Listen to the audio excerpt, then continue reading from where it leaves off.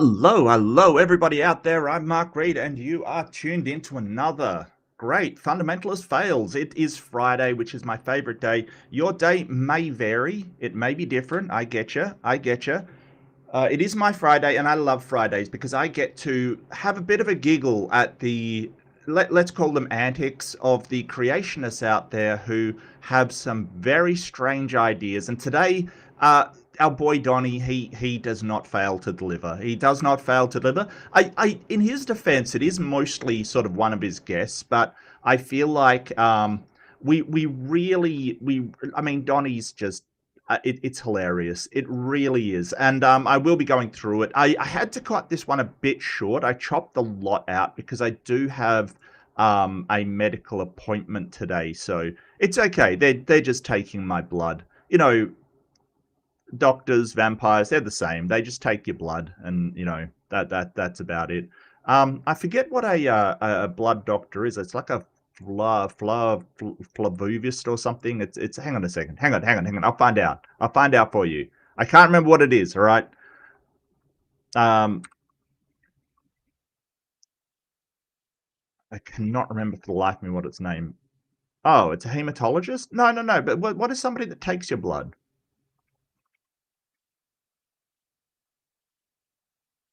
Yeah, phlebotomist. That's it, phlebotomist. Yeah, okay. There you go. That's our word for the day is phlebotomist. It's Saturday here in Wishing Land. Oh, that's nice. Hey, so yeah, Donny's been funny recently, and I've cracked up quite a lot at Donny. Some of his shorts, some of his stuff is actually quite funny, and I do have a couple of things sort of as background to sort of just sort of get out of the way. First off, I will be doing a fundraiser tomorrow for the lovely AJ Ways to Human. So I will get a link for that and throw it in the chat. So that's going to be on Valentine's Day, which is interesting. But I share the love. Share the love. I definitely will be taking part of that day to spend with the wife. But hey, share the love. There you go. There you go. And we have, so I'm going to put that in, and Ways to Human fundraiser. And I will link it here. There's going to be some awesome people there. Some people, even people in the chat right now. So absolutely fantastic people. If you can make it, awesome. If not, that's okay. I get you. I get you. It's all good, but I'm going to be there, and I'm going to have a great time because I think I'm going on with two awesome people, Bree and Ember. I think which will be a lot of fun. Will be a lot of laughs. It'll be fantastic. Yeah, it'll be great. It'll be great. It'll be great. Hang on, I gotta pin that link. I gotta pin your link. Pin it good. Pin that link good. Give me 1 second. All right, just settle down. Settle down. All right, just. I don't know. Just entertain yourselves for like at least 5 seconds or so. All right, just make yourself laugh. It's not my job. It is my job, but I will delegate authority. There we go. Okay. All right. I know how to do this. I can do things and stuff. I can do things and stuff. The name changes. Okay. Cool.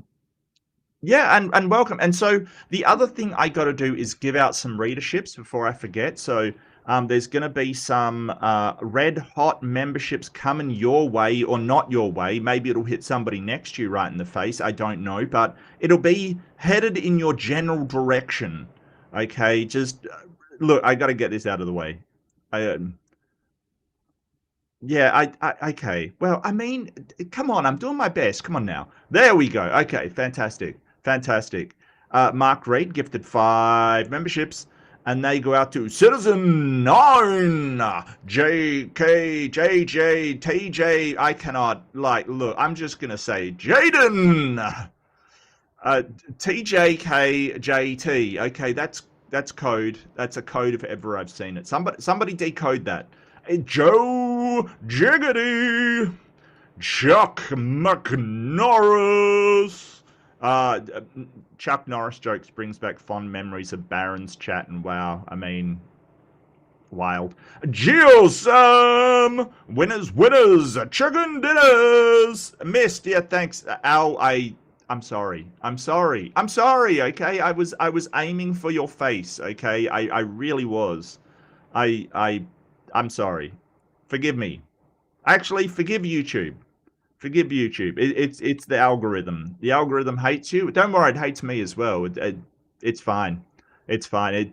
It's a malicious bitch if ever I've seen. Look, I'm gonna stop talking bad about YouTube because holy crap. Now, we do have the Dinosaur video from Standing for Truth. He had a guy on called Ryan Cox, who I've never heard of before, and quite frankly, I couldn't be bothered finding a picture of for the thumbnail. But hey, that's okay. That's okay.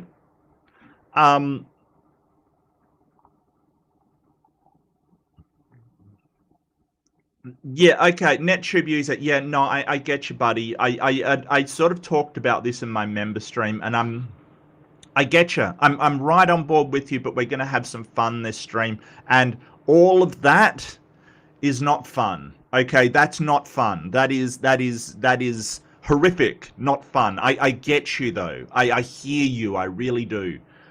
Look, if you want me to talk about it, leave a comment, post something, make a suggestion on Discord. Discord link is in the description. Just tell me if you do want a video on it, and I will make a video. I guess I'll try to make a video on it. I'm not the best with it. I'm better at lives and stuff. But hey, I hear you. I do. It's just I wanna take a break, have a pause, leave the world-shattering news alone and have some fun, right? And if ever we can have fun, it is laughing at Donny deals. Come on now. I mean, it is the man is hilarious. Like, let's face it, he has a gift. He does have a gift. It is definitely a gift. He can get so much wrong in such a space period of time. But I want to show you a short first, okay? Because this short made me frigging lose it. It made me laugh so hard, and I have to show it to you. I'm sorry. You're going to have to share my pain on this one, people. Oh, wait. We've got more readerships going out. Won't let me, due to a setting, it won't let me change. Is that like the brand accounts? I don't think they can have memberships for reasons unknown to science and religion and philosophy.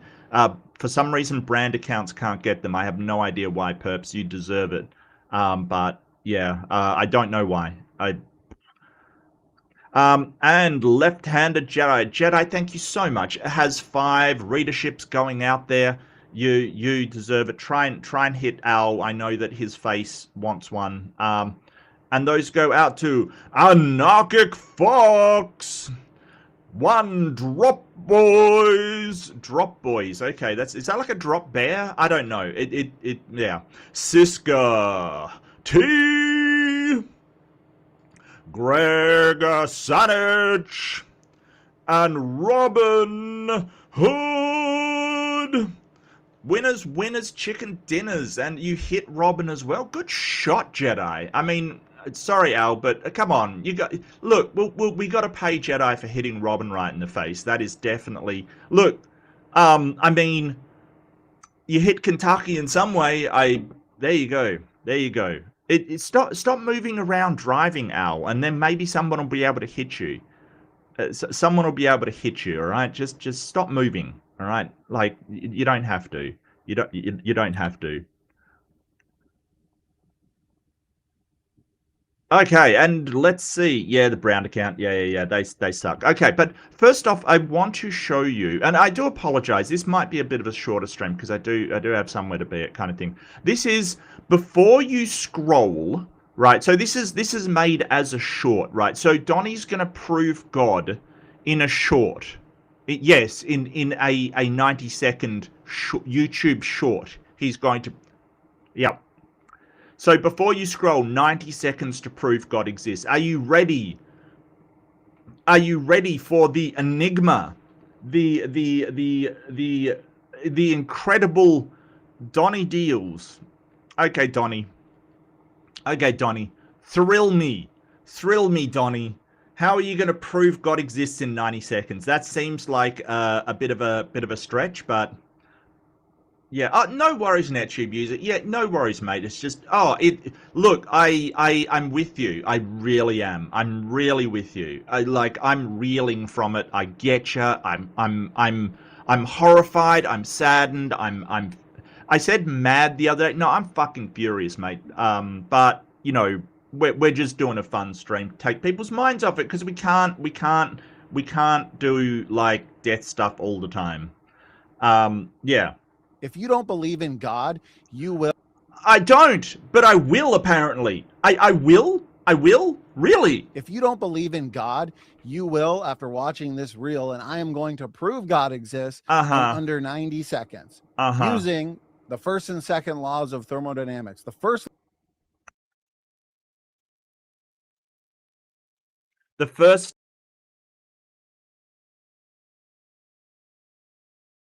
reason.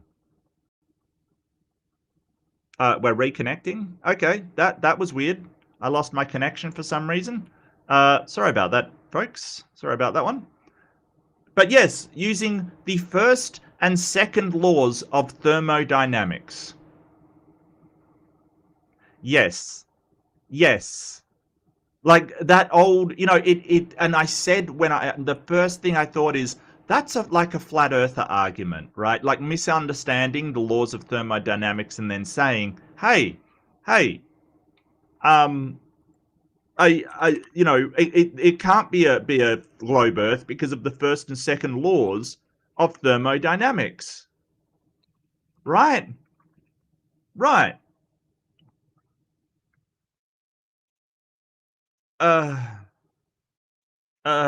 law of thermodynamics tells us that matter and energy can neither be created nor destroyed.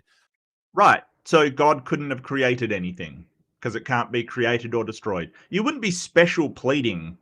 Okay, the second law of thermodynamics has to do with entropy. Entropy is increasing. The universe is winding down. That's a very kind of bad description, is winding down. It's just entropy is this total amount of disorder, or it basically is that everything is becoming more and more disordered. So not really winding down, just becoming into a disordered state. That tells us that the universe cannot be eternal. That also forces us to ask the question. Nobody says the universe can't be eternal. Like, eternal is a philosophical concept. It's not really a thing that physics uses. Eternal. It's not really a thing that exists in physics. That's sort of a theologian apologist term. It could be that the universe, at the sort of early stages of the universe, it was in an atemporal state, i.e. no space-time. Like, they talk about time and space like they're different things. They're not. They're the same thing. It's space-time. So before space-time, it can be in a quantum plasma state. All of the energy is still there. It's just as the universe expands, it tends towards entropy. It becomes disordered, right? And then you've got to use energy to get it back. But trying to apply the laws of thermodynamics to the universe in total is kind of stupid. Because the universe, it tends towards disorder, but the energy doesn't actually go, like, it doesn't just vanish. Like, it doesn't, like, when he says winding down, what they're talking about with heat death of the universe is that if it keeps expanding, the space-time between everything, like the like sort of gaps between everything, will be in a state where nothing can interact with one another, and that's what they're talking about. So he's kind of misinterpreting what these things are. If everything is winding down, who wound it up? Okay, so the law of increasing entropy. Why does it have to be a who? Hey, Prof, why does it have to be a who, right? Why isn't it a what wound it up? Right? Why does it have to be a who? Like, he's begging the question here by going, oh, it's a creation, so somebody created it. it can't be eternal, whatever that means, because he hasn't really said what eternal means. Because if you're talking about infinite time, well, time is relative. It's a relative term. So it isn't sort of like we go, well, there was a definite beginning. We just don't know. So he's presuming an awful lot here. Combined with the fact that matter and energy can neither be created nor destroyed. Okay, so if you wind things back up to a point of least increasing entropy, yes, but we know that the universe cannot be... Yeah, you get quantum plasma. You get a quantum field state. Yes. Yes. Yes. Eternal matter and energy had to have come into existence from an outside force. Did it? Did it? Because we can only go back to the times when space-time sort of originated, right? Like we can only go back to sort of 1 Planck second after what we think is the beginning of the universe. So we can only go back to the beginning of the expansion period. So before that, we don't know. It may have been in an atemporal state, and that energy has always been there. When I say always, it's no. If you have no time, it's instantaneous as well as forever. Like there's no time. It could have been a child universe of another one. Why does it have to be a god? He just assumes it is because it's an outside force. Outside force could be literally anything. It could be the Blarney Stone, okay? A magic stone that creates universes that occupies a higher dimension. It's the only way it's possible, and yet Genesis explains this perfectly. In the beginning, there's time. That's when. I can't remember. Somebody tell me, who's this? In the beginning, there's time. That's when. And think, no. Like that is not talking about time. No. Space-time is a lot more complex than in the beginning. Wow. God, that's the who, created, that's the how, the heaven. That is not a how, Donny. That is not a how. Like when you say, "Hey, I created I created a table." How? No, I created it. That's the how. That's not how. What? And the earth, time, matter, and space came forth from an outside force who is God, the God of the Bible. Wow, and he thinks that's going to prove that God exists, and his claim was, if you didn't believe in God before this clip, you'll believe in it afterwards. Yeah, Donny, what amazes me about Donny is that he knows damn well this isn't going to convince a single atheist, right? This is nonsense. Because they can just say, okay, it was an external force. How do you know that was a god? Because my book says it was a god. Like he must know that's not going to convince anybody with 1 ounce of critical thinking in them. So this is for his believers. This is for the people that already believe, that want to think, oh, Donny's got a foolproof method to make, show God kind of thing. It's for the believers. It's not for atheists. It's not for people that don't believe. It's not for converting people. It's for reinforcing their own beliefs. That's what it's for. Because this is nonsense. Yeah, no, I agree. He says that he contradicts himself. I agree, Joe. He says that like he can he can like, you can't create energy and then God creates energy. Okay. That's a contradiction. Sure. Yep. But for the main event, this is Ryan Cox. Oh, sorry, Ryan. Sorry, my bad, my guy, my bad. I do apologize. Hold it. There we go. This is Ryan Cox. Now, he basically has, and he sort of says that he got, he sort of says he has qualifications in paleontology from Alberta University. When I looked him up, he seemed to have certificates of paleontology from Alberta University, which I don't know what that means. I don't know what that means. Okay. So hang on a second. Creation Truth Foundation, because that's what we're all after, right? Creation Truth. Fine. Let's see.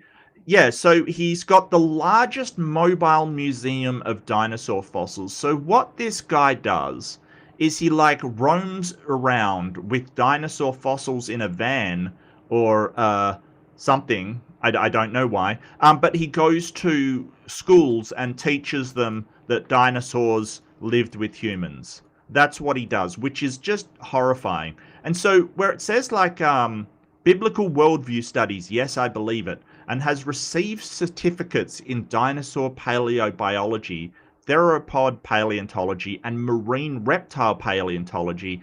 I don't know. I don't know. From the University of Alberta. Yeah, well, I mean, I'm just Alberta University. Okay, well, it's the University of Alberta. Okay, so yeah. A lifetime meant, yeah. So I don't know what received certificates mean. Does that mean degrees? I don't think so, because then you would list your degrees. Okay, well, University of Alberta. I'm sorry for misrepresenting your university. My apologies to the faculty and all alumni. I'm sorry, as well as the students. Yes, I apologize to everybody for misrepresenting your university. But yeah, I don't know what a certificate from there actually means, whether he is, accredited or not. 8 children, yeah, I mean, Christians, Christians are gonna not they're gonna multiply. I presume they're casts, yes, I presume they're replicas. But Brian Cox is an actual scientist. This guy, not so much. Not so much. As we talk about is the biblical worldview of dinosaurs. For us, that kind of covers 3 main points. When were they created? For us, that is they were created on day 6. Okay, so there's no for us, right? Like there is just when did dinosaurs roam the earth? Like I get you, he's got this biblical worldview that's like, oh, well, they were created on day 6, 6 to 10,000 years ago. I get that. He's a he's a young Earth creationist, or as we call them over here, a kook. But he's sort of saying, well, for us, it was this time. No, there is just when they roam the earth. There is no for you and for me. I get what he's saying. It's really weird the way he's saying it. Of history, because dinosaurs, as we're about to talk about, are a land creature. What's their relationship with the flood and Noah's Ark? Well, if they were alive then, as created at the same time as Adam. Yeah, and what's their relation? What's the dinosaurs, which did exist, a relationship with the flood that didn't happen? That's great. That's fantastic. Yes, their relationship with the flood. 1,656 years later, at the time of the flood, they would have been 2 of every created kind that would have gone on the ark. So then after the flood, they're supposed to come off of the ark. So was each dinosaur like genus on the ark, or was it like just 2 of the dinosaur kind? Like, because I have so many questions. Like, if it is each genus or so, like you've got the Brachiosaurus, you've got the Brontosaurus, you've got these massive sauropods, right? Like these massive. How do you get them on the ark exactly? Like, how do they all fit? How do you feed that amount of dinosaur? I am at a loss. And if it's just the dinosaur kind, right? How the hell do they evolve? I'm sorry, that's a dirty word for the young Earth creators. How do they change to all the different types of dinosaurs, including, theropods and sauropods and all of the different types, just in a few hundred years, presumably? So it's either the Ark is a Brontosaurus carrying cargo ship, which I find very hard to believe, or you have hyper evolution after the flood. It's yeah. Oh, look, I'm not hassling Alberta in the slightest. Look, I'm not even hassling the University of Alberta in the slightest. I just think that this man is he's not great. And then repopulate to the best of their ability in the new world, the post-flood world. As a history guy, that's my background. A lot of my education, all my postgraduate. Yeah, you're a history guy. Your thing doesn't say that. It says that you've got biblical worldview studies and some paleobiology and paleontology certificates. Whatever that means. I mean, I've got a swimming certificate. I wouldn't call myself a swimming expert. And it's kind of weird because he says I'm a history guy. What does that mean? You have an interest in history? So what? So what? You're a history guy that thinks the flood happened. I'm sorry, but if you actually were a history guy, you'd realize that things like the Egyptian civilization just went straight throughout the flood without stopping, which is weird. Education and all my secular education has been in history. That's weird that you don't list it on your bio, Mr. Ryan Cox. I'm not 100% sure why. But you know, I feel like he just is interested in history, and that's about it. That's what I love to study, and what some of my academic credentials are in, is history. What should I expect to find then if the biblical model, the biblical worldview, is true regarding dinosaurs and the post-flood world? I would expect to find at least one dinosaur that is preserved better than fossils, because like we have mammoths that were preserved, and you're basically saying that they died out at the same time. So swimology expert, absolutely. Well, actually, I do have my bronze medallion as well, which qualifies me to do life saving. So I feel I am more qualified than this man, because he doesn't have a medallion from the University of Alberta. I have a bronze medallion, so I'm a better swimologist than he is a historian. I'll tell you that right now. Or a paleontologist. Probably why they went extinct. Yeah, okay. I should expect to find either depictions or descriptions of dinosaur-like creatures spread out somewhat throughout history after the flood. Is that evidence out there? No, it's not. No, absolutely not. There's descriptions of all kinds of things. Doesn't make them real. There's descriptions of chimera, right? The Greek monster that had 3 heads. It had a snake head, a goat head, and a lion head. Doesn't make it real, my guy. It doesn't. To support the biblical model. First thing we got to do is figure out what it is we're looking for. We're looking for dinosaurs. Well, that means we have to make sure we have our definition of a dinosaur correct. What makes a... why do I feel like he's going to use his own definition from, you know, not secular textbooks or anything? He's going to actually... I feel like he's going to drop, like, some kind of definition that will not line up with anything we know. Creature, a dinosaur. Well, for one, dinosaurs, in studying their fossils, their anatomy, everything, we understand they're reptiles. Okay, so they're a reptile. They meet all the qualifications for reptile: cold-blooded, covered in scales, breathe through a nose, through a type of... They probably weren't cold-blooded.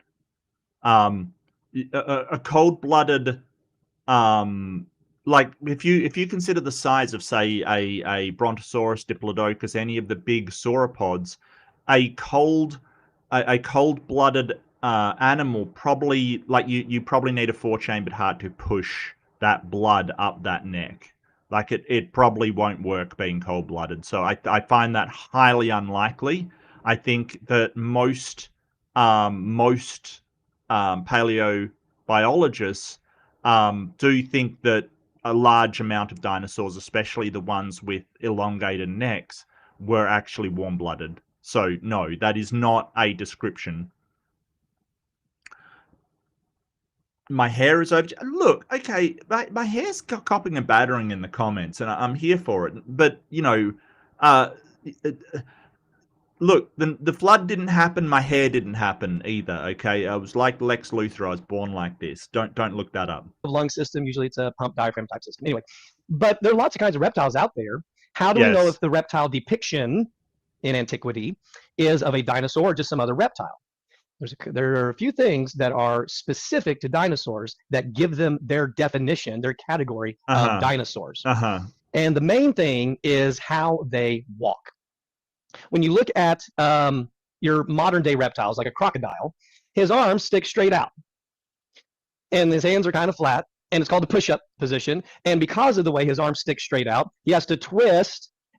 Well, so that is one of the there was a couple of types of dinosaurs, which is weird because this guy's pretending to be an expert on dinosaur sort of hips.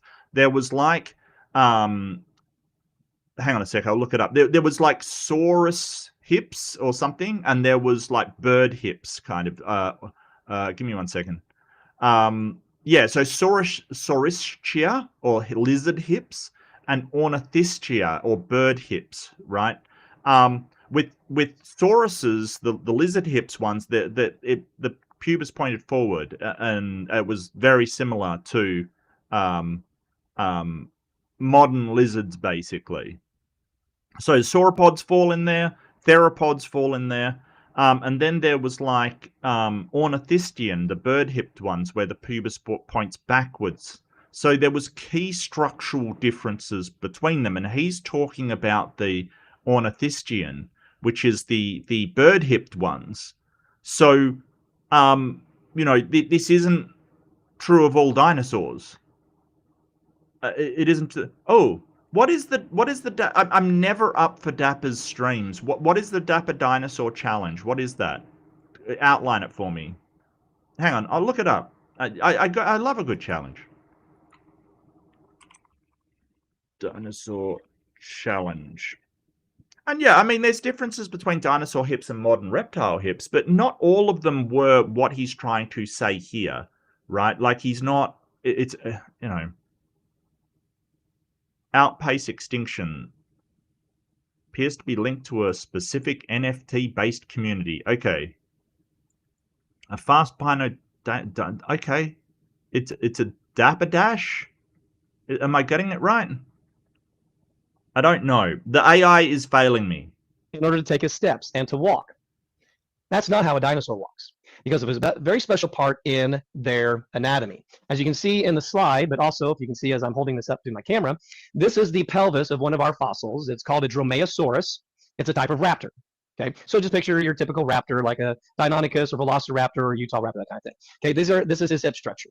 Now, you can see my fingers in there because of this hole right here. This hole is called the acetabulum, and notice how it's fully open. This is how we teach young people. Remember, see, make a circle like this, and then put it right down on your hip, like you're putting your seatbelt on. That hole is unique in reptiles to dinosaurs like that. Some other animals may have a partial opening, maybe it's partially cupped, but none have a big, nice, full opening like that, like a dinosaur does. And because of that, and this shelf that's right here, which is called the supraacetabular crest, if you're wanting the technical anatomy, this shelf holds all the weight from the legs, and so a dinosaur walks. Yeah, so it is a key trait, but it's important to note that there are some exceptions to that. Like my favorite dinosaur, the Ankylosaurus, did not have an open acetabulum, right? Like this is the thing. It's a and the thing is that that structural feature is also shared by birds. Right. It's shared by birds. So why do birds have the same ones? Well, the reason is because it's an evolutionary feature. Birds are the surviving descendants of the dinosaurs that didn't go extinct. That is why they have exactly that feature. So he's talking about the hips that are more like, a bird's hips, strangely enough. Yeah, we worked that out with science. Walks upright on its legs. It's a reptile that walks upright on its legs. His legs are underslung underneath, so he walks upright, kind of like you and me, not sprawled. You go back and you look at old depictions from like the mid 1900s. They'll show them all sprawled, crawling around their bellies because they hadn't realized the anatomy yet. Well, that's not the case. They walk upright on their legs. So, what we would Yeah, and it wasn't creationists that did that. It was real scientists doing real research. But I love how they will say, oh, they worked out all of these things, but let's ignore the rest of their dating, methods and the things that they've done to learn everything else. This is sort of cherry picking on what they want to be true. I love an organic tank, Purple. I love an organic tank. They're the cutest ever. They built like a brick shithouse, quite frankly. I mean, I just love them. They're amazing. Ankylosaurus, awesome. been looking in history then are reptiles that walk upright on their legs. In history. That's what we're looking for. What about in the how do you do that in history? Language. Would we be looking for the word dinosaur? Well, no, we wouldn't, because that is a word that was put together by Sir Richard Owen back in the 1840s when he was going to go give a presentation on all these fossils he's found. Yeah, Owen. So Richard Owen was more or less hated by everybody in science. He was apparently a very, very unpleasant man, and he coined the term terrible lizard for Dinosauria. That's just a name. It doesn't mean they're actually lizards. It just was the name he gave them, kind of thing.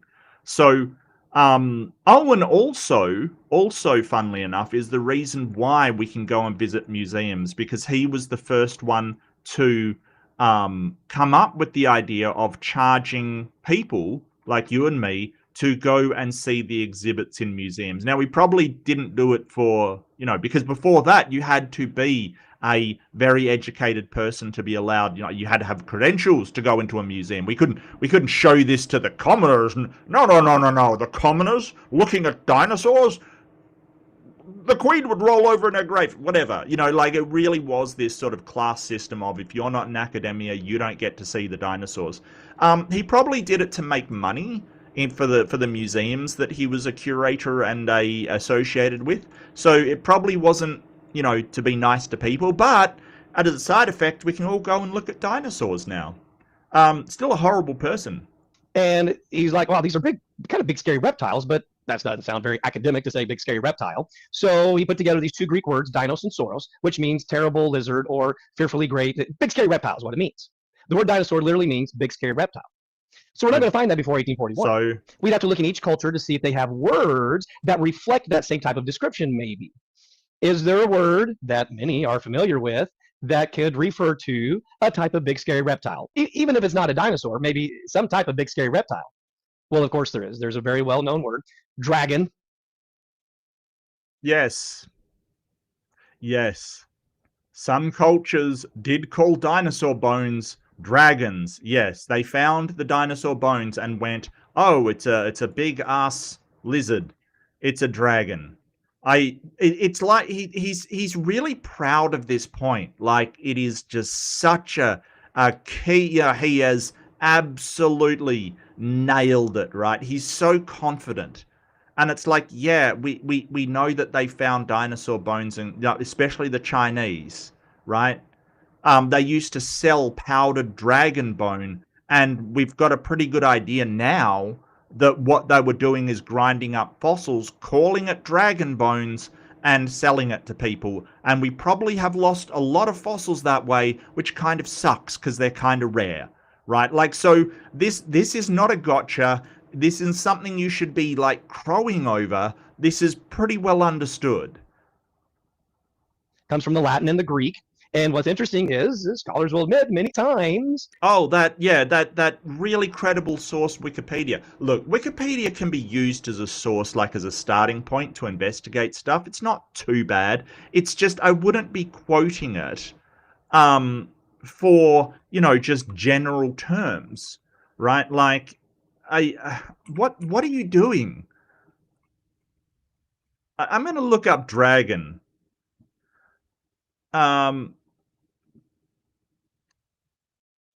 A dragon is a mythical creature found in the folklore of cultures throughout the world. Mythical. Did you see the word mythical there? I don't know where he got that from. What's something I can search? What has he said? He said, the Greek and Latin term referred to any great serpent, not necessarily mythological. He edited it? Did you edit this? Let's find Greek. How many? We got 31 and Latin. Latin? Oh, there's only 4. Latin. The Greek and Latin term referred to any great serpent, not necessarily mythological. So basically what it's sort of saying is that Latin could be applied to any large snake, any great serpent, not necessarily mythological. So we took the Latin term, right, and basically changed it, like used it to refer to dragons. So he's basically taking an etymological thing. This is the etymology, not what it actually is, right? Like, so when someone might see a massive python, and in Greek they would go dragon because it means serpent. Like a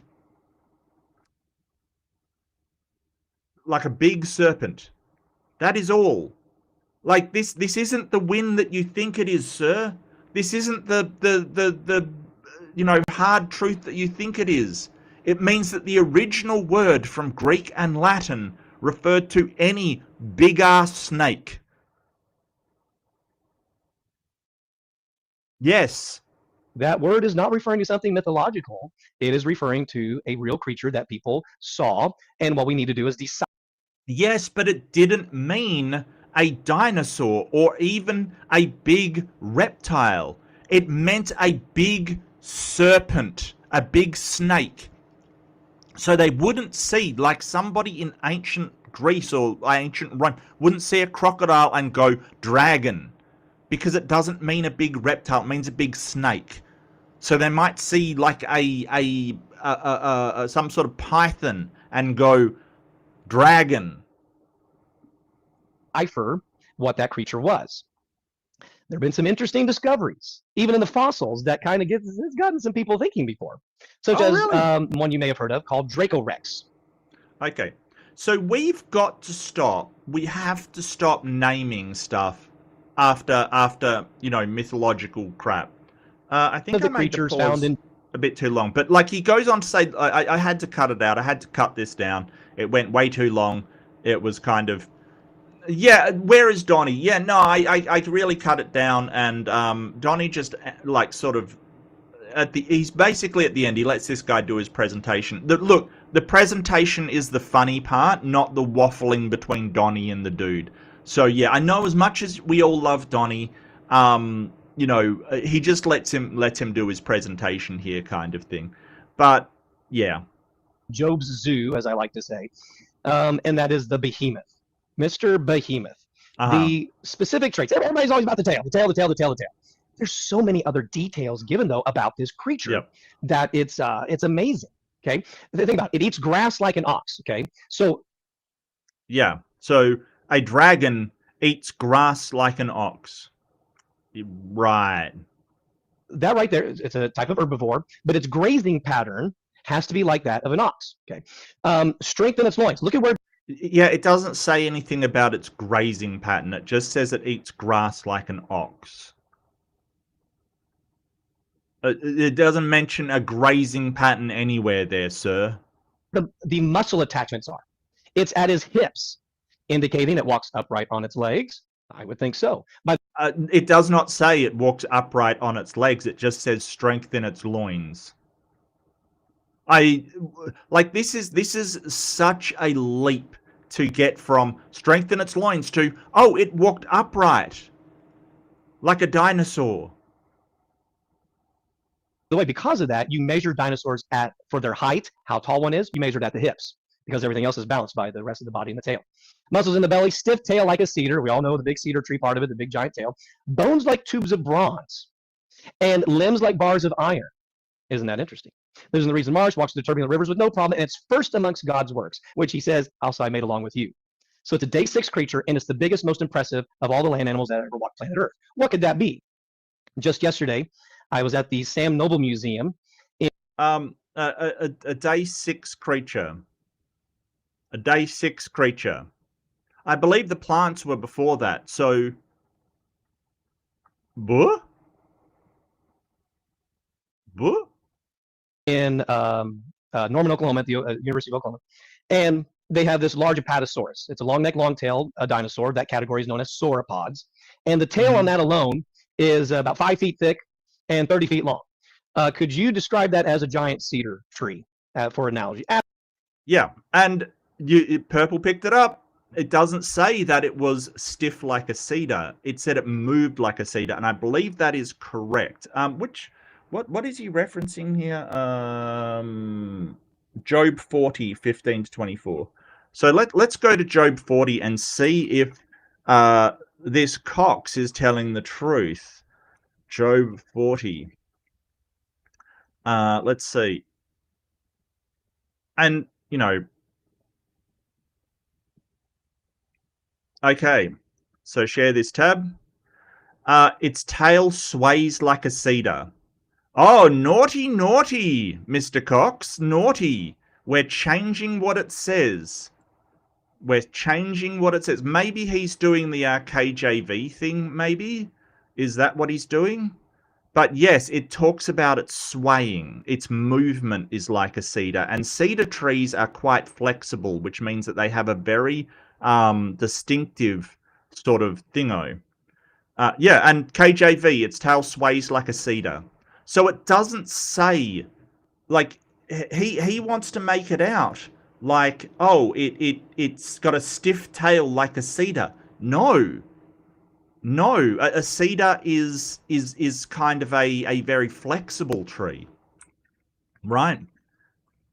So what they think is they're talking about a elephant's tail or a hippo's, like they're kind of, you know, very, very flexible. It, like his thing of stiff tail, cedars are very lightweight and flexible wood, right? So he is being deliberately deceptive here. That is completely the opposite of what it is. He just wants it to be this, you know, oh, it's big like a cedar. No, cedars are very lightweight wood. And that footnote might say hippopotamus or elephant. Yes, that is most likely. Yes. Yes. Do those guys have tails like cedar trees? No, they don't. Okay. We understand that. Okay. So, you know, that makes a big difference. We get that part. Yeah, but it doesn't say anything about a long neck. Where does it say it takes its shade? Under the lotus tree. And in what I've... it takes its shade under the lotus tree. Okay, I'm not 100% sure what a lotus tree is.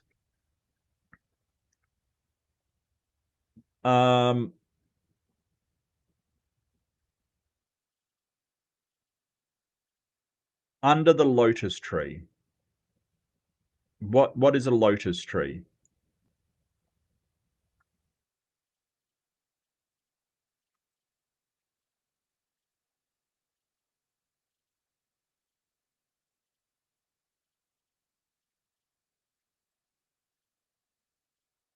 Yeah, the lotus trees that I'm finding are not huge.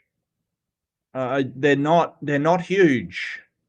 I gotta say, they're not big trees.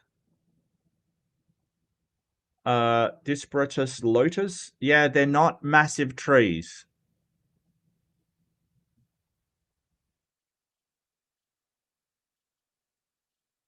It takes a shade under the lotus tree. Okay. I know you're all shocked that he's being deceptive. I don't know what that's supposed to mean, but the pictures I'm seeing of lotus trees, they're not huge. Studied regarding what type of tree scholars think it's referencing, both evolutionary and Bible scholars. Yeah, yeah, we don't know. They think it refers to the specific type of tree that grows over in the Middle East that gets up to 60 feet tall. Why would this creature... Really? Can we have a citation for that one? 60 feet tall in the Middle East. In the Middle East. Are we talking about the same tree here?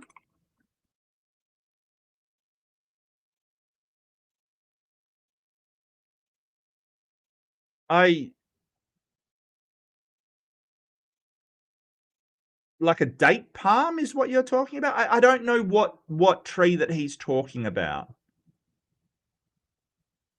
I really don't. You need to find shade under a 60-foot tall tree. Maybe because of how tall its neck is. This is such a long stretch. This is a long stretch. Or it just could be a frigging elephant or a hippo that sits under a tree, like an elephant just sits under a tree and the tree isn't 60 feet tall, because you don't find a lot of 60-foot tall trees in the frigging Middle East. Okay? I'm just saying. It's not known for being a particularly wooded area. Yeah, sure, there's some big trees there, yes, but you're saying that this lotus tree, which we don't know exactly what it is, and our ideas of a lotus tree are not large trees, that it rests under this lotus tree, that we don't know what it is, but you're assuming it's 60 feet tall because you've got to have it having a long neck, right? That's basically what you're saying. So you're putting together things that are not connected in order to reach the conclusion that you want, not one that you've come to from following the evidence. In the Chicago Field Museum, I've had the privilege to visit there and see this one particular sauropod called the Patago Titan. About 122 feet long. It's looking up in the second story. If you look closely in the picture, there's a guy standing right beside the leg, right there. That's me. I would say that would be about the first amongst God's works. And what's amazing about it is... Why? Why is that the first amongst God's work? Like, I love how they draw conclusions without explaining anything. Like, oh, that's among the first of God's works, obviously. Why? Why wasn't it the woolly mammoth or something? Why? I don't understand. I don't understand. Remember all the other anatomy pieces? The bones like tubes of bronze. There are hollow spots throughout some of his bones to create a more light weight for him to be able to hold up his weight. It lightens the load and yet creates a great strength in the bones. But his limbs are ossified. His ribs are fully ossified. Limbs like bars of iron, fully solid. So bones like tubes of bronze, limbs like bars of iron. Every single detail about this creature is amazing. Okay, and like I said, it's just a incredible creature. Oh, but wait. There was a charge by some who don't hold it. You can't say, hey, his ribs were ossified, like, so they're solid, so he's got limbs like iron bars. Like, this is the thing. This is the mental gymnastics you have to do. Like, oh, because his ribs are solid, then he's got limbs. You know the rib isn't a limb, sir? Are you aware of that? Is this man aware that ribs are not limbs? Like, you're talking about the bones, like the femurs, having these hollow pockets in it. And then you're saying, oh, because his ribs are solid, his limbs are like steel bars. No. Wow. I don't know what to say to that. I don't know what to say to that. YC Cho, thank you so much, Left-Handed Jedi. YC Cho flowchart begins with God did it, and then they reverse engineer it from there. Yeah, and then that's the opposite of science. What science does is it basically observes the world around you, makes hypotheses, and then tries to falsify it to find what the actual cause is. Apologetics is the opposite. They take the cause that they believe it is and then find the evidence to fit that cause. It is a nonsense way of doing things. The ribs is women, yes. I'm sorry, Amber, I forgot. The ribs are women, yes. Ossified usually means like having bony tissue, which, but I love how he goes, oh, well, the ribs are ossified. That ribs have bony tissue. So that means the sentence about the limbs being of steel is correct. Because its ribs are a limb now. Okay, look, I'm not saying the University of Alberta should take back this man's certificates, but I feel like they should at least give it a good consideration. This biblical model. And what's annoying for them is they've got this guy running around saying that he represents the University of Alberta. That's got to be embarrassing. That hold to the evolutionary model. Yeah, and so I put another break. I think I made the breaks too long. That's my bad. But now we're getting on to the real funny stuff. Yeah. From about 2000 BC. Yeah, it's from Sumner. Has to be accurate. Dates from around 2000 BC. That is from Uruk of Sumer, so kind of the area that Abraham was in. And look at what we have in it. We have large quadrupeds, very muscular, walking upright on their legs, long necks, long tails. And they're it's interesting. They are entwining and twisting their necks together, kind of an interesting thing. Now, another interesting little detail about that is it seems like, and this is done in many other cultures, civilizations, they put a somewhat feline type face on the front of it. Yes, so that is probably giraffes. That is probably giraffes. And there's a reason for that I'll get to later. But also giraffes, the males, they do fight by like hitting each other with their heads and the horns on their head. And they kind of whip their heads into one another. And sometimes they sort of entangle their heads kind of thing. They have this weird fighting thing of like hitting their necks together. But, you know, it's just... And there's a really good reason why we don't just look at that and go, oh, well, obviously dinosaurs. It's because people that carved these things probably never saw what they were carving. They probably never saw what they were carving. And I'll wait till we get into the next part. But then, like, so... if you notice, there's birds there with also feline faces, which are probably vultures.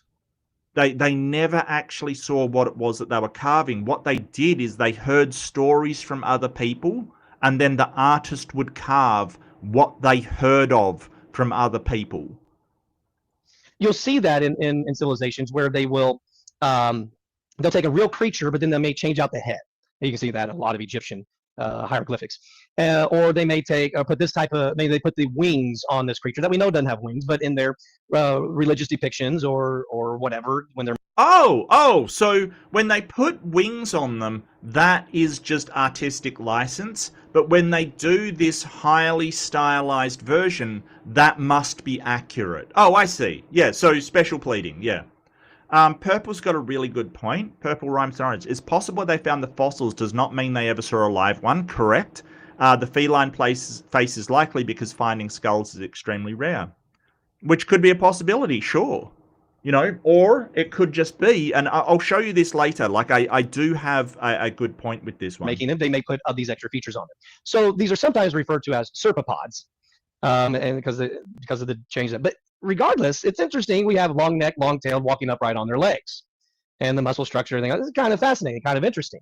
That's not the only one, though. There are others, like this one, found in the Carlisle Cathedral in England, dating to the late 15th century, and on Bishop Bell's tomb, where back then they buried you in the floor of the church building, if you had high enough status. He's got these brass engravings. Yeah, it's the you know. It's the pit for all you peasants. It's the mass grave for all you peasants. But yeah, if you're a bishop, well, and there's a dog and a bird and a couple other things, and then there's this one where you have these long neck, long tailed, walking upright on their legs creatures, and what are they doing again? Intertwined. Yeah, I wouldn't really sort of make any categorical statements about their walking gait or anything from that picture. I really wouldn't. Their necks, isn't that fascinating? And it looks just like specific type of sauropods for that matter. And if sure.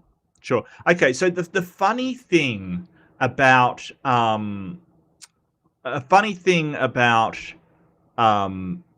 medieval artists, and this is the point that I was making earlier. So the people that did medieval art were scholars and scribes and people that don't go out a lot.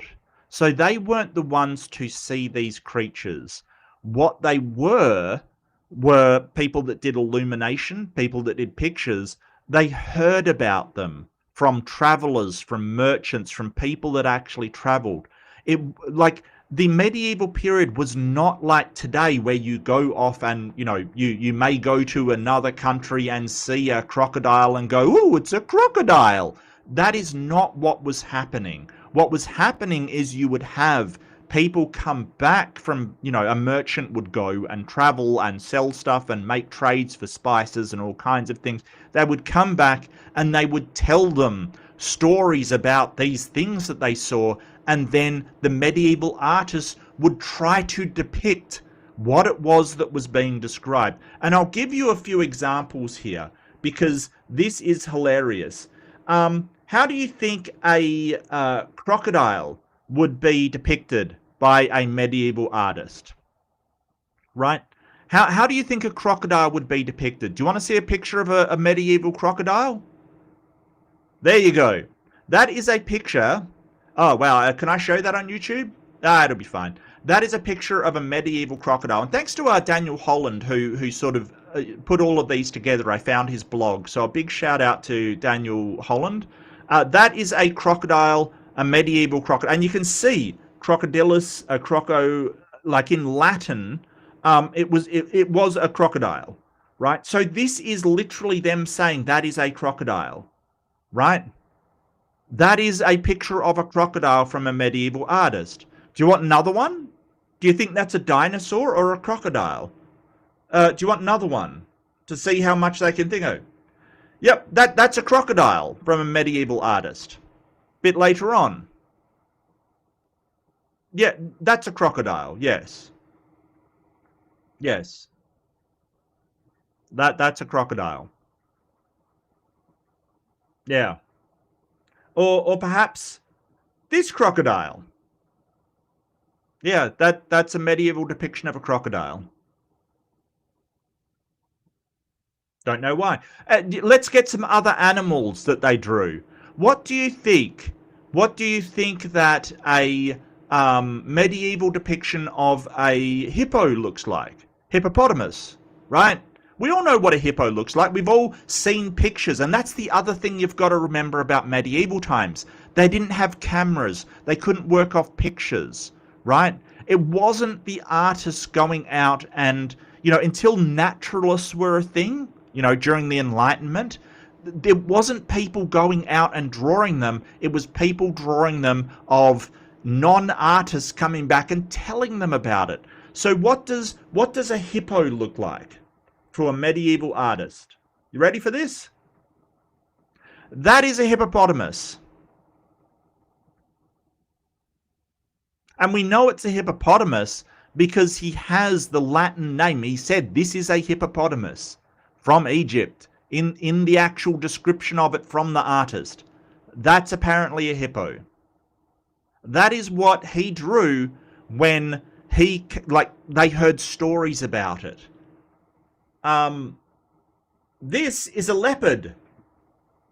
I don't know why he's so shocked, but that's apparently a leopard, right?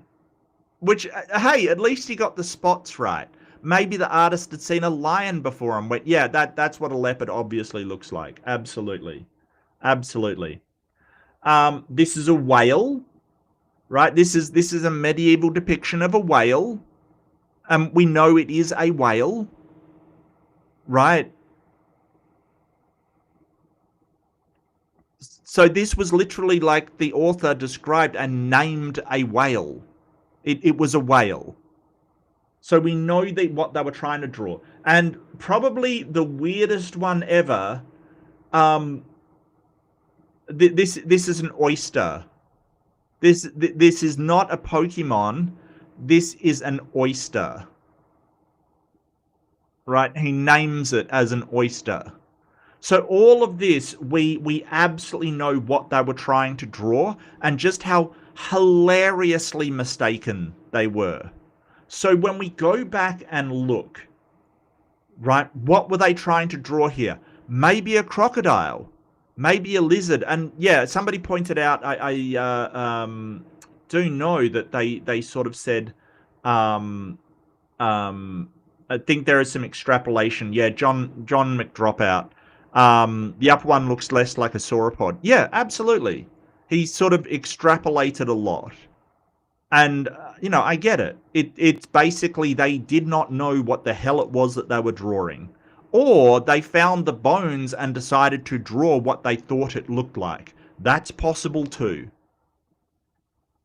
The marmor plate from Egypt is also reflecting this. Long neck, long tail creatures walking upright on their legs. If it's reflecting that, then that would mean we have, from 3 continents, 3 depictions of long neck, long tail creatures that very similarly look like sauropod type dinosaurs. And not I disagree. The top ones do not look like sauropod type dinosaurs, like seriously. They don't look like that at all. No. Sauropods did not usually have cat heads. You can't claim artistic license for the things that don't match what you think it is, and then say it has to be that thing because it's uncannily accurate, right? You can't claim accuracy except if you ignore all the inaccuracies, right? Like, you can't do that. It's a contradiction. You're saying if you take away all the inaccuracies, it's uncannily accurate. Well, yeah. But the same is true of those medieval pictures of a frigging whale. Like, seriously, no. You can't do that. Not only the depictions of their anatomy. If you take away all the inaccuracies, it's uncannily accurate to a crocodile or a lizard or just about anything. You can do that with anything. And what they may have looked like, but also what are they doing? Intertwined. That would be depictions of observed behavior. I just think that's phenomenal. How do you know the dinosaurs' behavior that they interlocked necks? How did you find that? Okay, Mr. Certificate in Paleontology. How do you know what the behavior of ancient sauropods were? Explain to me that. How do you know that behavior matches? Oh, you don't? Yeah, surprise, hey? What about a written description? Let me give you one example. I've got mountains of this stuff. I could do easily an hour and a half on this stuff. I believe you. Let me just give you a written description. Please don't. By somebody. Yeah, I believe you could do hours on this. Please don't. Because it is absolutely shockingly bad so far. Like, seriously, this is terrible. In history, who saw something rather interesting. Marco Polo, for those of you echoing out there, he traveled.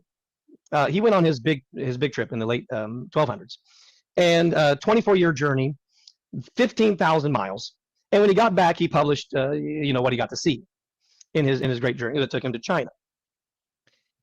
Some of the things he said have been questioned, how legitimate it may be, maybe exaggerating some things, and maybe he did. But in this one particular instance, he talked about of the province named Kharazan. Leaving the city of Yachi and traveling 10 days into a westerly direction, you reach the province of Kharazan, which is also the name of its chief city.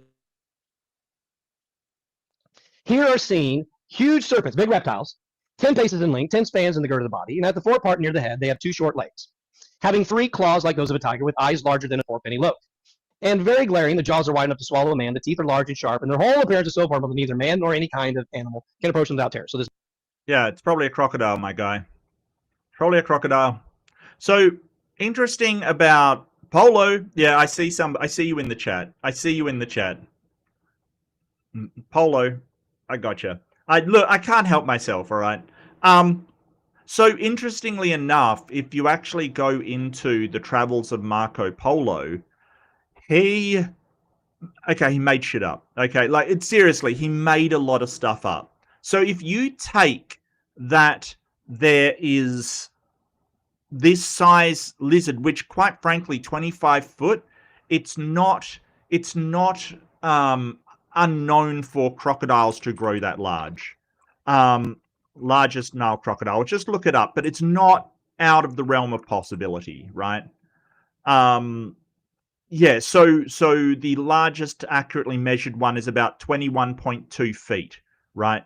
So it's getting up there to, hey, you only has to exaggerate a little bit to get to 10 paces, 25 feet, right? And, paces isn't the most exact measuring system that the world has ever come up with. It's not the most exact, right? Like, oh, it's 10 paces. Could it be about 20 feet? Yes. Absolutely, which is the size of a very large Nile crocodile. That's number one. Number two, Marco Polo also wrote about giants, which, to be honest with you, these people would probably believe. They would probably go, yeah, giants, that was the Nephilim roaming the land. Okay, yeah, and I'm sure they're hiding the bones of giants in the, Smithsonian or whatever nonsense you people believe. Sure, okay. He also wrote about giants. And people, get this, people who had the heads of birds. Marco Polo wrote about that. A nation of people with bird heads. No joke. So, like, do we want to just believe him? That hey, there's bird-headed people out there who somehow have flown underneath, no pun intended, flown underneath the radar somehow? Are you serious right now? Like Marco Polo, don't get me wrong, he was an explorer, he was a merchant, he did a lot of traveling, I get you. He also made some stuff up and exaggerated, because that's what people did. Big giant reptile that has two itty-bitty arms up near its giant head with great big eyeballs in it. And he tells about how there were other ones that were... I love how he's just written this, his assumptions into the text. Like, in the gird of the body, they have two short legs. Theropod. Really? Smaller than it, but these guys were pretty intimidating. Nobody wanted to go around it. He goes into details of how they... Yeah, if I saw a 20-foot crocodile, I'd probably want to go round it too, my guy. Yeah. They would hunt them if they needed to. They might find its path to the water hole where it would regularly go to get a drink of water. And they would dig little holes and bury spikes in the ground that would be sticking up and covered over, and hopefully it would step on one, which would start to maim it, and then they could pounce on it and attack it and kill it. Then he goes into the details of how they would butcher it and what they would use all of it for. Some of the parts of it for medicines and salves. Others of it, the meat was considered one of the finest delicacies. Yeah. A crocodile, my guy. Crocodile is absolutely delicious. Sorry, it is. All of this applies to a crocodile way more than a dinosaur. All the land. Some good eating there. Okay. What did he see? Well, where was it that he saw it? Well, they drag themselves? Is that a dinosaur? Do we have a lot of dinosaurs that drag themselves like across the ground and hang out? What are we talking about here? This province of Kharazan is believed to be this section down. Yeah, and I love how he just ignores the rest of it, right? So if you're talking between a dinosaur and, like, by their motion in this way along the shore and their vast weight, they make a deep impression as if a heavy beam had been drawn along the sands. Do you know how you can tell if crocodiles are in an area? They leave a drag mark along the riverbank in the mud, right? Give me 1 second. Crocodile.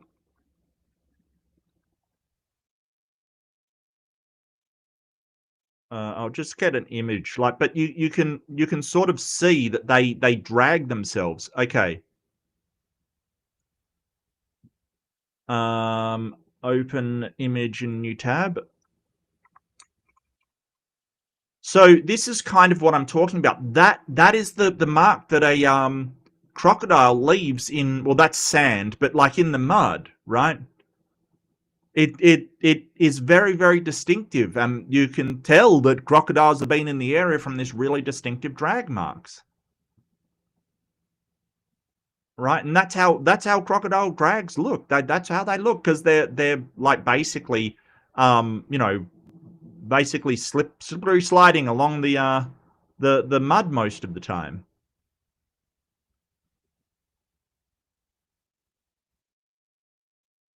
I mean, I'm not saying there weren't any crocodilians back in the days of the dinosaurs, but hey, like between that, a dinosaur, and a crocodile that he is describing, it is much more likely that he's describing a crocodile, like a crocodile.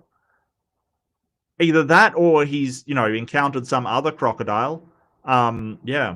Province of Kharazan is believed to be this section down in southern China.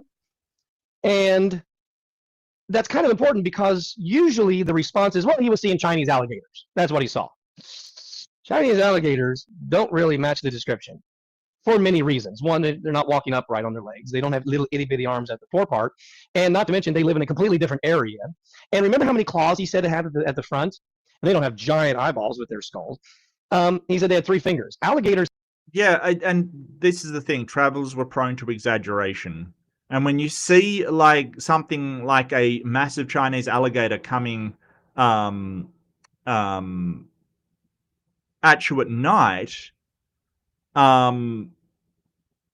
you know, you may think they're a lot bigger than they are. I'm just saying. So historically, a 6-meter long crocodile species called Haniusuchus existed in southern China. This species went extinct with evidence suggesting significant human conflict, including being hunted with bronze axes. So that was 6 meter, 2 feet. Yeah, that's about 20 foot long. So historically, and you know, it's amazing the historian doesn't know this, that during the Bronze Age, at least, there was, you know, crocodiles in China, but it looks like they were wiped out and made extinct, with humans being the reason. They basically got sick of the crocodiles. Have 5 fingers on their front limbs, their arms, and they have 4 toes on the back. Chinese alligator just doesn't match the description, and that's the best explanation. Neither does a dinosaur, my guy. Dinosaur doesn't have 4 toes on. Dinosaurs don't drag themselves, like sauropods don't drag themselves along the riverbank either. So what are you talking about? You're basically saying if you ignore the discrepancies and the things that don't match dinosaurs, it matches dinosaurs. Yes, but you've got to ignore a lot of discrepancies to do that. And if you can ignore less discrepancies and get to crocodiles. And fun fact, they actually existed at that time. Somebody who's trying to say, I don't accept the whole dinosaur man thing, that's the best thing they got. Yachi in the area there, environmental studies show maybe good environment, a good enough environment, especially back then during Marco Polo's time, could have supported good large reptiles. But let's look at those details that he gives there. This big reptile, 10 paces, about 25 feet in length, about a 7.5 foot girt around its belly, and at the forepart, those 2 little short legs, those 2 little arms, and great big eyeballs, about 3-pound eyeballs is how he's describing. And yeah, I would not take the tales of a traveler in the medieval era as being particularly accurate. Like, I'm really sorry, my guy. It's not particularly accurate. Wild. A jaw big and wide nose. What is he seeing? A lot of people jump to the conclusion, oh, he's seeing a T-Rex, No. In dinosaur classifications, if it's got 2 claws, that would be in your Tyrannosauridae. Yeah, so they don't say like 2 short arms. It says 2 short legs. Oof. Dinosaurs have 2 claws, the different species of them.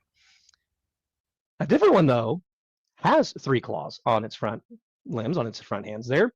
And those would be in the classification of Allosauridae, which also match very similarly the same dimensions given by Marco. So does Allosaurus drag themselves along the ground, leaving a trail like someone dragged a beam, like, I don't know, a crocodile does? Tell me how that Allosaurus drags itself. Oh, wow. Oh, hey, AJ. So good to see you.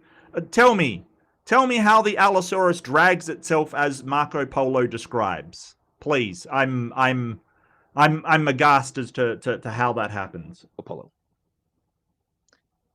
Those who said, well, he was just exaggerating, he was making it up. Maybe he was.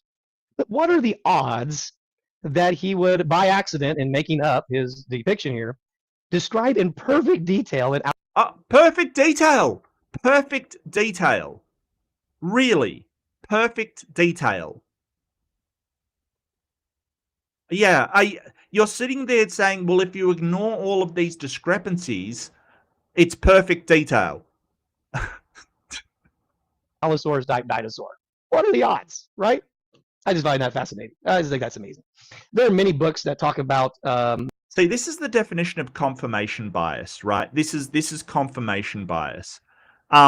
It's basically you ignore everything that doesn't match and basically, change everything to match. You can see him writing in stuff like, oh, it's got to be this size. 10 paces, yeah, maybe nowadays, but 10 paces, like, people were shorter in the past. So it's not the most accurate thing. Yeah, it's weird. Document this stuff. Along one that we've carried for a long time in ministry is an older book called Chronicles of Dinosauria by Dave Witzel, great researcher on this. Okay, but one of the more recent ones that's become very popular, excellent research, is one called Untold Secrets of Planet Earth by Vance Nelson. That's like a coffee table book for creationists. Oh, it's a research material. Wow. Okay.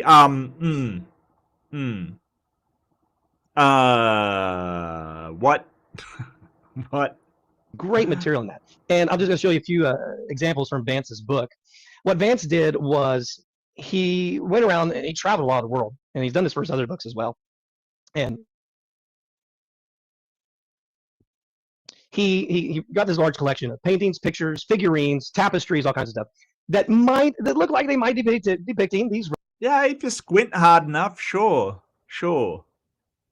Yeah. I noticed that he's not showing us the rest of that picture, and he seems to be wearing that as a hat, which is a bit weird. Reptiles that walk upright on their legs, kind of like dinosaurs. And then he came back, and he got a professional computer generation company to make dinosaur depictions for him, 3D computer generated. But he told them, do it based on the scientific evidence, the fossils, and our understanding of the anatomy. I said, okay, that's no problem. And he said, companies that do it for other, science adventures, TV specials, things like that. And he said, can you, here's all I want you to do. I want you to put it in a certain pose, certain position. They said, no problem. I want it scientifically accurate. And then maybe make it this color or whatever color you want. They said, no, we can do that. Not a problem. He gets all these, brings them back, puts them together, and makes this book, Dire Dragons. And the Dionysus here, completely inaccurate. It actually has feathers. We know this. We found fossils with feathers. They absolutely had feathers. So this is an incredibly horrible depiction. And hey, Walking with Dinosaurs had the same problem. Like it was before we realized, but we've got I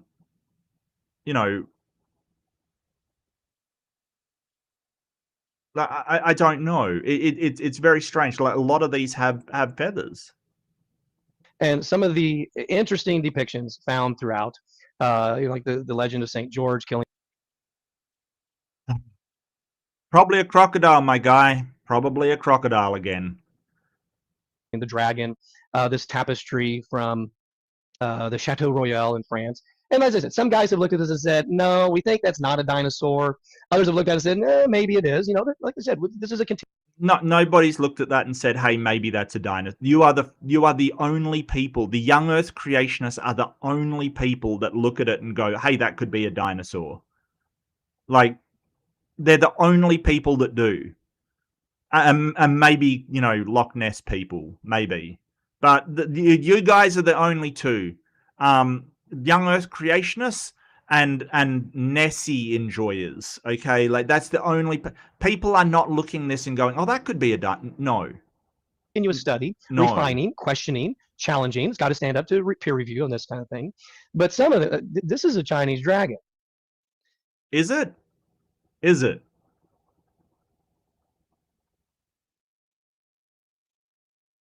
Is it a dragon or is it a chameleon? This one, another Chinese dragon from the 2000s BC. Oh, absolutely scientifically accurate depiction by the Chinese there. Yeah, absolutely. Absolutely. Is that a what is that, a protoceratops? Or is that a chameleon? Chameleons don't have to have horns, by the way. Give me 1 second.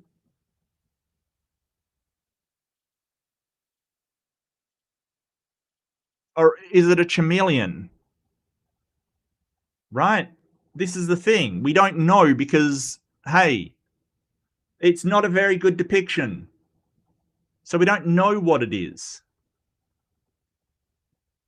And it was probably carved by people that had never saw the chameleon. All right, just leave me alone. Leave me alone. All right, I aspirate things a lot. You should know this about me. I'm an aspirator and proud. Thank you.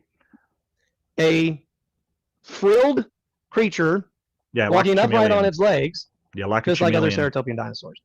If we had time to go through all these other ones and we just show the accuracy of upright walking creatures, it's mind-boggling to me as a history guy, because when I go back and I look at when they were first studying these fossils and trying to assemble them and put them together, because when I've shared this with students who are skeptical, like, well, maybe they just found the fossils. They had the fossils back then, and they made the depictions, and then they reburied the fossils.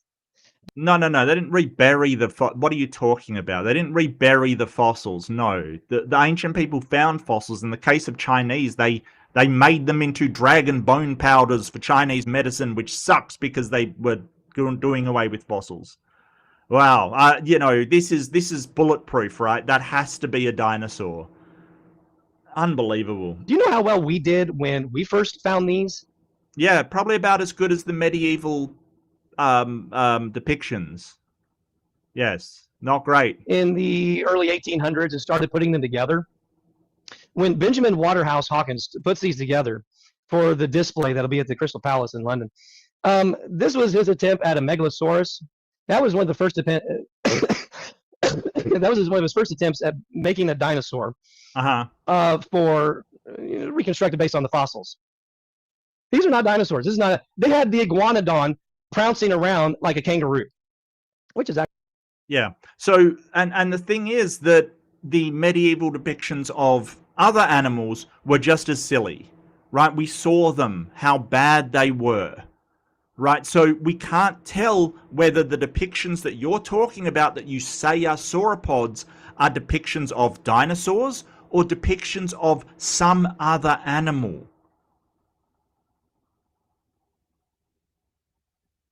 We don't know. Actually, some guys who think maybe, but it's still, there was a disaster based on what we understand now regarding how these things. But the thing is, I don't see, if this was depicted back in medieval times, Chuckles here would probably go, oh, look, how did they know it was a dinosaur? It's walking upright. It's definitely a dinosaur kind of thing. Like, this guy would actually believe these are accurate representations of dinosaurs. Why are these not accurate representations if you ignore all of the discrepancies which you've been doing for the other ones? Why aren't these accurate? Right, because these he knows are not based, they're based upon the bones and not the real creatures. That's why he wants to say, hey, they've got all these inaccuracies. But when it's something from medieval times, he wants to say, ignore all the inaccuracies. How did they get so accurate? They must have seen them for real because they were side by side. No, the medieval ones are just as bad as these. So why didn't they find the bones and draw them as they thought they were? Oh, because that's inconvenient. That doesn't add up with your biblical worldview. After nearly 200 years of 150 to 200 years of finding the fossils, learning from them, finding more in place in situ, and seeing how the anatomy goes together and everything, It's amazing. Our early descriptions or attempts at depicting these when we found the fossils, totally. Yeah, they're not better. He goes on to say that they're totally better. No, they're not. They're actually silly. And I just wanted to add this, and this might frustrate you. It kind of did me. But this is the guy who is all about history, right? This is the history guy talking about the history and his favorite history book. Do we want to guess what his favorite history book is? I'm not giving out anything for guessing. It's pretty easy to guess what his favorite history book is. The time to pull back the curtain of how history books are written, okay, and the whole the historiography, the historical method, and how we put those histories together. What we teach as absolute fact in history books, there's good evidence for it, there's good support for it, but the legitimacy, the accuracy of that, nothing. I'm trying to tell you the best I can. Nothing in antiquity holds a candle to this book. And the authenticity, the record of transmission and it being passed on and how it has stood the test of time, of textual criticism, all of the different sciences, archaeology, history, all of them. I mean, every detail has been so convincing. There have been many who were raised in a secular education regarding history and archaeology and stuff like that, became professors of it. When they studied, they're like, there's nothing like this. It convinced them, they converted. Yes, the Bible. The Bible is his favorite history book, The Gathering Storm. No, the Bible is his favorite history book. Now, like, he's sitting there talking about the accuracy and how accurate it is to everything. So there's a problem here, right? Because if you actually look at history and paleontology and all of, like, archaeology and all of our actual scientific disciplines that find out what the truth is, it doesn't align with the Bible. There was no flood. Add geology to that pile of problems as well. It doesn't align with anything that we know has happened, right? Like, it is woefully incorrect about a whole bunch of stuff. So he's basically saying, hey, it's amazing how accurate this book is if you ignore all of the inaccuracies that don't mesh up with what we know. Right? It's called the Texas sharpshooter. You're basically doing shots and then painting it around the target around the shots. You're basically saying, hey, it's inaccurate if we ignore all of the ones that are outside the target that I'm painting on there. Right? Like, he's literally going, it is the most accurate book because it lines up with the history that we're aware of, all of the things scientifically that we're aware of, but he's rejecting all of the science that proves him wrong. So it's kind of like, yeah, the Exodus, thanks, Left-Handed Jedi, yeah, Moses didn't exist, yes. It might surprise you, Moses did not write the book that describes him dying, okay? He did not write that book, and there probably was no Moses. It was probably based upon the Epic of Gilgamesh, where also a person is floated down a river.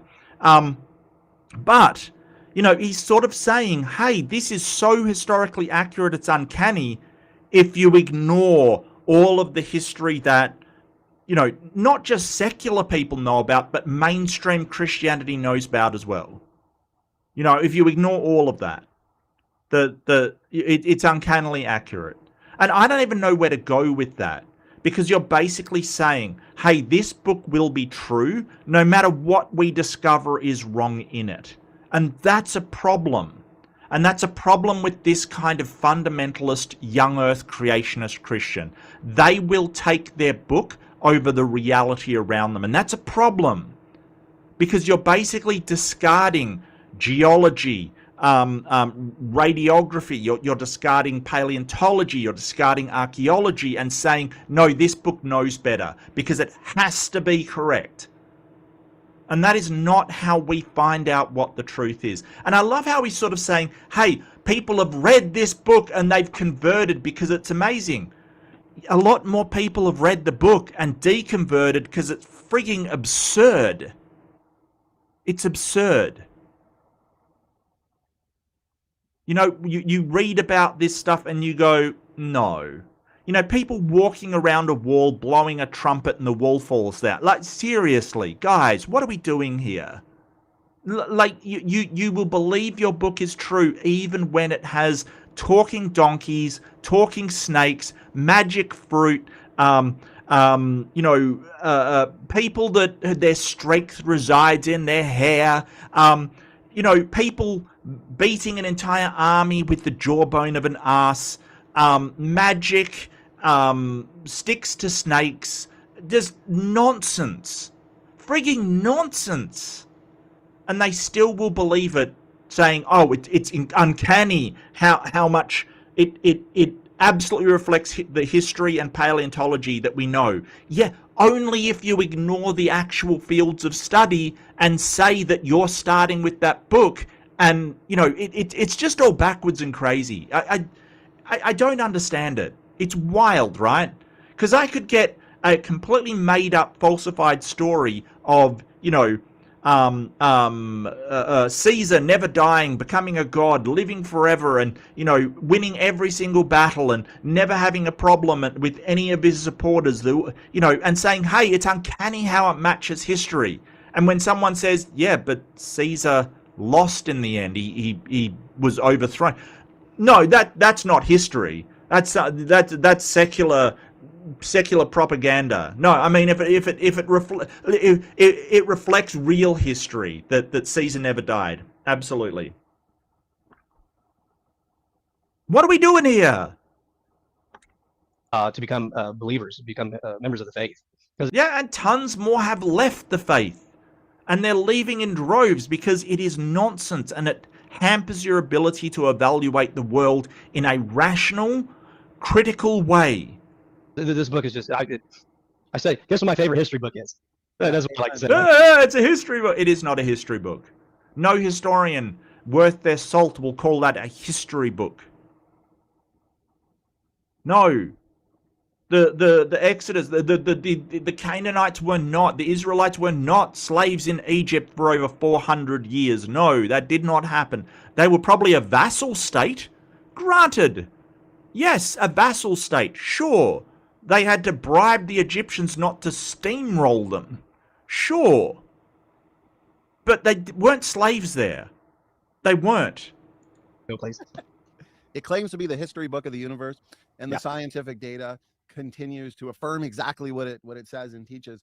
And even I would say Donny almost said that with a straight face, but he didn't really have a straight face at the end of that, did he? He didn't really have the straight face, And the scientific data continues to affirm exactly. Is that a straight face? I don't think so. Donny, do you say that with a straight face or not at all, sir? You can't chuckle while you're saying that. It just looks bad. And this man's so proud. He's so proud of his, absolutely goated evidence of dragons being dinosaurs and dinosaurs roaming with man, and it's just shocking, really. It is absolutely catastrophic. It's bad. It's bad, people. You can't. The whole the whole idea of saying this book matches exactly history when it doesn't, and then say, well, I reject your history and choose to substitute my own from the book that I'm saying is uncannily accurate, is just it's wild, right? That is a wild thing to do. It is so I don't even have words for how logically bad that is. It's yeah. But no, I agree. You are spot on, Oceanus. It's the easiest money because you can make is telling dumb people they are right, they are righteous, and everyone else is stupid. Yeah. I don't think they're stupid. I just think, indoctrination's a thing. Their sort of social circle relies on it. I we've had people convert to Christianity and we're like, okay, cool. It doesn't really bother. We'll still talk to you. We're still fine with you. You can come and talk to us. That's fine. We disagree with you, but you can come and talk to us. With religion, it's not like that. This whole idea that you're a tool of the devil if you disagree. The conformity is outrageous, and I really feel for them. I really do. But this is just nonsense. Donny does not fail to deliver when it comes to crazy kooks with really nonsense arguments for why you know, the Flintstones is a documentary. Like, seriously, it is wild. It is wild. I'm here for it. Keep going, Donny. It's actually hilarious. It really is.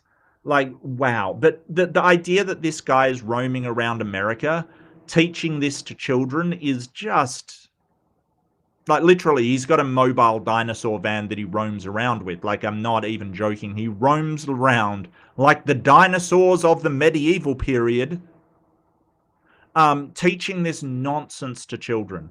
And I think the funniest was the Marco Polo one, where he absolutely ignored all of the stuff that just screamed crocodile and focused on everything else. It's just hilarious. Yeah, no, I agree, Jinx. I do. Like, I think that, you know, there's not no history in the Bible, right? Like, it definitely, places did, Jerusalem existed, you know, Bethesda was a place, you know, like, all of this kind of stuff.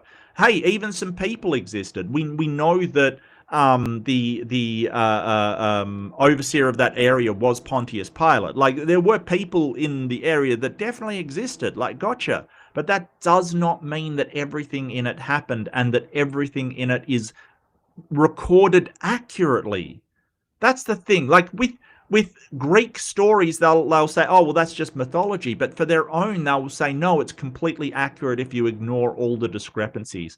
Well, the Greek myths are completely accurate if you ignore all the discrepancies as well. Come on, what are we doing here? Lack of critical thinking. Yeah, no, I agree, Mama. I agree. Anyway, I hope you've had a good time. That like, Donny never fails to deliver on the kookiness, and you know, never fails. He never fails to fail, which is a weird sentence to say, but I feel confident that he never fails to fail. At least I've not seen it yet. The evidence shows he never fails to fail. So thank you, Donny, for being absurd as usual. I've really enjoyed myself. I do apologize. I do have to go. I'm calling it a bit early. I do have to go and do some stuff and have a phlebotomist. That is my word of the day. Somebody who draws and stores blood is a phlebotomist. Good word. But thank you for joining me, everybody. Don't forget, the fundraiser for Ways to Human is on tomorrow night if you're in the Eastern time, or, you know, my tomorrow morning, I guess. But it'll be fun. We're going to have some fun. We're going to chill out. You know, if you do want me to do videos on anything, just throw it in the comments. Just throw a comment saying, hey, can you address this? I'm always looking for new stuff. So, hey, don't be shy. If you know about something that you want me to do it on, whatever that may be, do it. I may do it, I may not. I won't promise I will, but I promise to look at it. You know, I promise to look at it and see. In failing, he's an outstanding success. Yeah, paradox there, but hey, it's what we're here for, all the paradoxes. Don't forget, be kind to yourself. And, you know, NetTube user brought it up. I totally understand that this whole situation about the files in America, you know what I'm talking about, is something else. It is beyond anything, any kind of thing we have ever seen in the past. I get you. Do take a break. Be kind to yourself. If you are, like, at one point I was like, this is the system's gone, it's over, we've got, you know, kind of thing, everything's over. I was really at a low place watching it because it is terrifyingly and horrifyingly bad. It really is. It is that bad. And I went into the files and found out some stuff as well about my own country, and it is terrifyingly, horrifyingly bad. But be kind to yourself. Take breaks. You know, do something fun. Watch Donny go on about dinosaurs being dragons. Like, seriously, that'll take your mind off it, because the mind cannot comprehend anything when somebody is being that weird and crazy, quite frankly. That insane. But yeah, do take care of yourself. Do take a break, NetTube user, if you need it. Please don't fixate too much. I know where you're coming from, though. Be kind to others. But oh,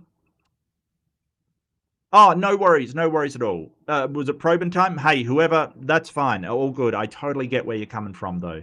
Totally understand. Like, trust me, I understand. I getcha. I'm on board. I think most of the human race is on board at this point. Like this is an event that is going to change the world for better or worse. I do not know. I hope for better. You might call me naive. Sure, go for it. But I hope it changes it for the better. And yes, that's the fundraiser. I think I pinned that, Ember. I think it's pinned. Did that unpin or something? I don't know. Yeah. But yeah, please do come along. We will have fun. If my mic's cutting out, well, I'll call it here then. Thank you so much, and I will see you in the next one. Bye, everybody.